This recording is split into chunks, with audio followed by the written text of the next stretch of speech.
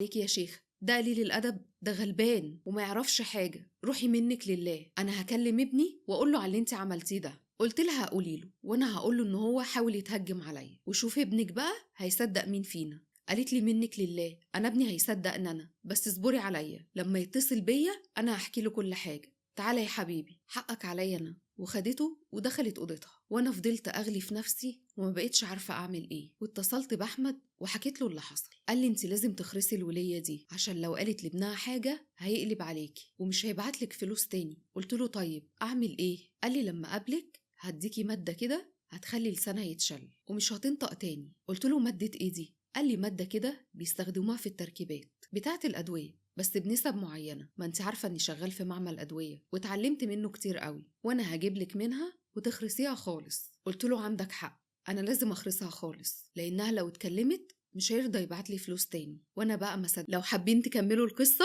اسم القصة مكتوب على الفيديو، وكمان في سهم تحت صورتي في الفيديو، دوسوا عليه هيدخلكم القصة على طول.